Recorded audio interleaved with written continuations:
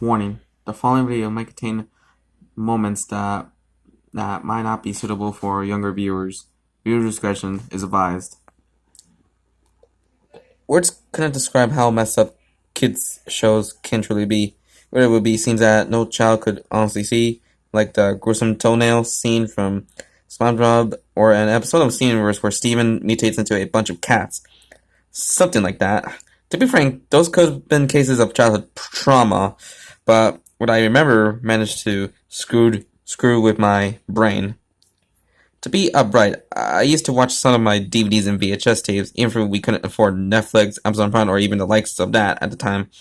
But what I would wound up doing was buying a series of DVDs and tapes if they remained. I always wanted to watch The Lion Guard, which aired on Disney Junior along with its pilot movie being aired on Disney Channel. It's a 2016 TV show based spin-off to the classic Disney film series we love in the 90s and 2000s called The Lion King, which came out in 1995, and its sequel, The Lion King 2: Simba's Pride, came out in 1998. Hell, have you ever heard of the 1995 Timon and Pumbaa TV series? Boy, those were the stuff back in the day. Well, there's also The Lion King 1.5 or The Lion King 3, which came out in 2004, and it's about Timon and Pumbaa going through crazy antics behind the first movie. Okay, let's get on with the story. My older sister and I decided to go to a local rental shop to buy a DVD of The Lion Guard. Then I finally noticed one. To be specific, it's one of those DVDs of shows that featured 4 or 5 random episodes. I picked up the Lion Guard DVD, and it was entitled Be Safe in the Pride Lands. The covers was nothing special. It was just a almost low-quality screen cap of the final scene from the Season 1 opening, where it featured the gang standing over the rocks while the clouds roared. What a lazy DVD cover. And it listed random 4 aired episodes, including one that had never been aired. The original episodes were Fuli's New Family, Paintings and Predictions, Can't Wait to Be Queen, and Beware the Zimwi. This final unaired episode, including the DVD, was called Fuli's Inferno. I thought that episode title looked innocent, but hey, I believe the word Inferno was a kid-friendly and unique term for hell. I gave the DVD to my sister, and she paid for it. Then we headed home, and it was my opportunity to watch the DVD alone by putting the disc into my PlayStation 4. I took out some pizza and soda my mother ordered us so I could sit back and watch the show. The 4 episodes were honestly great, but the 5th and final episode caused me to lose my faith in life itself and will scar me with distressing nightmares. The final unaired episode opened up with the regular intro, which show us the cast of the Lion Guard group with the typical African music. Once it cut to the show's logo with the usual deep voice in the name, it then showed the title card below the logo. It read Fuli's Inferno, followed by Keon's voice saying the episode's name.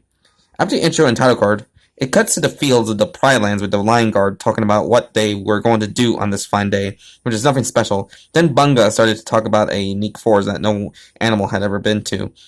Keon would wind up asking, "Are you sure about that, Bunga? I bet the forest is too dangerous to go in if curious." "Oh, come on, it'll be fun in there, you guys," Bunga replied before he takes the gang to where he had been talking about. The forest Bunga talk about look rather pleasing. It looked like something that didn't seem to belong in a place like Africa. The trees looked crooked, dead, and gray. But what's more displeasing is that the forest was filled with large, dark red fog. Fuli looked very anxious and began telling Bunga, saying, "Ken is right. Bunga, we should not go in there because it is dangerous." Before Bunga could say anything, someone appears and tells the group that the forest is actually dangerous to go in, just like what Keon and Fuli said. "Any animal that goes into the forest that never gets out of there," Simba said. "If you kids go in there, you'll be forever lost, and even worse, perish." Giant Lion Guard gaps at the words "forever lost" and "perish."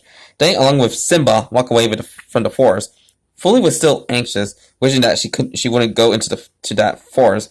Bunga then called the uneasy cheetah a scaredy cat, and he believed that Simba made that up to scare them. "Are you serious, Bunga?" Fuli yelled. "The king is not making that up. If we go in there, we'll be lost for good, and then we'll die." "Oh, such a smart King Cheetah, Bunga replied. You better come with me if you dare. No, we're not going to that forest, and that's final, Fuli snarled. Well, catch me if you can, Bunga yelled as he ran into the forbidden forest. Bunga, no! Fuli screamed frantically as he chased Bunga. You're going to get us lost and killed! Kian noticed the cheetah and honey badger running into the forest and shouted, Fuli, Bunga, no! But it was too late for them. Well, there goes two of our Lion God members, Ono uttered before he flew away and began to find them. The Egert used his bird's eye view to find the two lost recruits in the haunted forest, but turns out it was unsuccessful. He just saw nothing but the crooked, unpleasant trees and strong crimson fog. It is too late, Ono said sadly. Did they just disappear? Bash questioned. Yes, completely, Ono moaned. How's this possible? Kian asked. Have no idea, Ono answered. But don't ever think of going in there. We'll all get completely lost and die if we try to save them. Both Kian and Bess agreed with Ono's advice as the three walked away, not even thinking of a solution to save the two that were stranded in the dreadful forest. It transcends into Fuli and Bunga now inside the forest, with the place looking very dark along with a crimson fog. Now look what you made us do, Bunga, Fuli growled, enraged. We're finally stuck here forever because of you. Now our way out and had suddenly disappeared, and nothing but an endless sea of trees, and it was very, very dark and foggy in here. Bunga seemed rather upset because of Fuli's yelling. He said in pure guilt and sorrow, I guess you're right, Fuli. The forest is indeed very haunted. I'm very sorry, Fuli. We should not be going here. Fuli, very uncharacteristic of her, immediately said in a calm, angry manner, Oh, that's not good enough. Now I have to find an exit somewhere. To be fair, no animal should be here. The king cheetah that ran fast to find an exit, typically neglecting the poor honey badger who was guilty of entering the forest with Fuli. Fuli, you can't leave me, Bunga sobbed. I clearly had to find an exit too. To which no reply, Bunga began to cry softly, because Fuli left him to rot in that inescapable forest forever. It then turns to Fuli, who was frantically running for the exit but to no avail. Impossible! There's got to be a way out! She cried. The music in this scene, however, was different. It was something that was never heard on a show like this before, especially since the Lion Guard and even the Lion King movies intended to have African and jungle-like music. To be serious, it was kind of like the dramatic music you would hear in Ren and Stimpy and SpongeBob. No, Fuli sobbed as she finally stopped running. Oh, it's so dark in here. How would I ever escape this horrible place? The fast cheetah was even more upset with the idea of abandoning Bunga for his mistakes. She refused to forgive. Oh, Bunga, she cried softly. I am very sorry that I had to leave you. I never forgive you. We all make mistakes. She kept sobbing and crying for a moment until a strange loud noise was emitted from the distance. It sounded like an inhuman distressed voice, moaning. It wasn't cartoony at all, but it sounded like something was in great pain and on the verge of tears. What is that? Fuli moaned. That doesn't sound like Bunga. The curious cheetah walked around the forest to investigate what was making the noise. Then the noise stopped, becoming nothing but haunting ambient music, something that you would hear in an indie horror game. Go? Fuli said, stunned. I swear, I have already lost Bunga, but now I'm finally alone. Too bad that Kian, Bash, and Ono won't save us in this nightmare of a forest. Then the noise returned, but this time, it sounded like the thing was screaming. Fuli noticed that the source of the noise was chasing her down, and she began to run away fast around the creepy liminal forest. She got her many different things that didn't fit in a Disney Junior show at all. The fast feline wound up encountering three unusual creatures I tried hard to recall. Those monsters I just saw in that episode gave me huge chills. I would rather go into detail about these horrible things than not. The first creature was a large black and crimson red wolf, but with teeth that were like a saber-toothed tiger. It had menacing yellow eyes with small black pupils. Its jaw, in that case, seemed to extend crookedly, where it would entirely devour its prey. It let out a gut-twisting moan like that of a human, except diabolical and deep. The second creature was a giant red-nosed brown bird, almost like that of a vulture. Its bill was sharp as a kitchen knife that would stab its prey before devouring.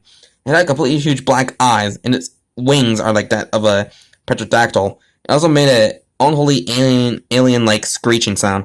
The third creature was the most threatening to describe. It was a ginormous, dark black and blue hunchback chimpanzee with extended arms. It had a huge mouth that would open wide and extended with sharp, crooked teeth. Its eyes were completely crimson red with no pupils. The music at this point, if you called it that, was a lot tenser and more threatening than ever. Fuli kept running away from the monsters as fast as she could until she began to pass out. The poor cheetah was tired out from all that running and finding away from those baleful creatures. Escape, Fuli moaned. I need to escape. Can, Bash, Ono, Bunga, whatever you guys are, help me out there. Please, this has to be a bad dream. Then she finally rests. It turns into an hour later with Fuli just lying there, sleeping. The only cheetah woke up and realized that she was hungry. She ran around the endless haunted forest to find something remotely edible, but to no avail. At least no more monsters were preying on her at this time. After a failed search, Fuli wound up, going unhinged, and began saying, "No food, no water, no escape. I can't take it anymore. How's this possible staying here? She began running around fast in the endless forest, screaming about her entire ordeal. This is pure prediction. I have no idea where I was going anymore. She kept yelling. Where's the exit? I had enough of this turmoil. Just let me back to the Pride Lands. Fuli then tripped over a rock, letting out a loud yelp and landed on impact. She tried to get up, but to no avail. Then she noticed she was grabbed by her legs by something. It was that chimpanzee abomination again. The fearful cheetah shrieked in terror as she looked at the monster she was being grabbed by. Let me go, you freak, Fuli shouted. I don't even know where you're taking me. I bet you're here to take me back to the Pride Lands. Well, that's not what the chimp was offering at all. Fuli was not ready for a place where her agonizing demise should begin. The creature that was grabbing the helpless cheetah approached a hole of fire, along with a wolf creature, bird creature, and a lot more hellish abomination that I didn't even bother examining. The way they moaned and growled was enough to intimidate the viewing demographic, along with the tense horror ambience playing in the background. No, please, I can't die, Fuli kept crying. You better let me go and take me back this instant. I'm only a young cheetah who doesn't deserve to perish in the fire. The champ then finally talked in a low-pitched, fiendish voice. You shouldn't have come here. This, however, wound up with the worst unhappy ending of all time. The monster then dropped the cheetah into the hole of fire, which finally started her demise. Fuli began screaming in intense anguish off-screen as it showed a shot of the crooked cheese, followed by smoke and a flaming glow coming from the bottom of the screen. Her agonizing, painful screams were just literal, but it even got worse as the show faded to black. Once Fuli's horrific screams died off, it finally showed the ending credits where a few oddities I could point out. The background behind the text was pitch black. Instead of the nostalgic upbeat credits theme, Here Comes the Line card, it was the same freaky ambient sound from before. Then it finally went back to the menu. I was screwed in the head because of that episode of such a show for younger children, despite being unaired. I'm sorry that the publisher made a huge mistake of putting that abomination onto a 5-episode DVD, thinking that it was a normal DVD. And if I was seriously honest, why was this episode planned for such a show made for Disney Junior? A channel made for babies and younger kids alike. Now I had to show the damn thing to my mother and older sister. I then took them to my bedroom and replayed the freaky stuff for them. After I replayed the episode with my mother and sister, they were stunned but upset at the same time. As I ejected the disc from my PS4 and put it back in its case, my mother hid the DVD away somewhere. She, along with my sister, can't recall the contents of that last episode on that disc. I even told them that it was an on-air episode being mistakenly put onto the disc. I don't know why on-air episodes of innocent kids shows had to be this screwed up. Is that one or more of the characters dying in ruthless and genuine ways imaginable? Every godforsaken night, I've been having horrific nightmares, like when I got lost and perished in that haunted forest as my mother, sister, and I went on a trip to Africa. Some people believe that the forest in Africa never existed, as I told them the story. I honestly believe that the forest is just a Mandela effect, or myth. If you manage to come across this unaired freaky episode of Lion Guard, let me know the backstory of it. So that was the Lion Guard Fuli's Inferno, a last episode creepypasta. My thoughts on it? It's actually pretty good. Surprisingly, like this is like one of the rare times a lost episode creepypasta that was actually pretty good. Besides the the double cliches of like the protagonist buying a DVD with like a very innocent DVD cover that may feel off and and other stuff like it sounds like like those THX creepypastas, but at least this one's actually a bit more interesting and original. And my gosh, this is kind of a most horrifically good creepypasta focusing around a lost episode. Just have that pretty good atmosphere of a very creepy forest that's filled with like freak show abominations like that.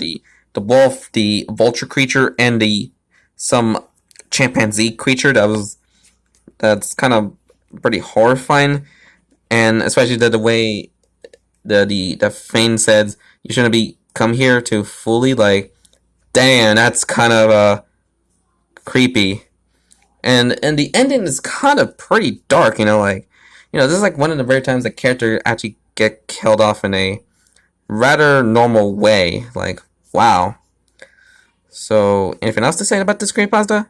Not so much, but this is like one of the rarest times a lost episode creepypasta is actually pretty good. So yeah, hope you guys enjoyed this creepypasta reading video. Like and comment this video and subscribe for more content. So this is Miss Reddy here, and I hope you have a very good day. So see ya.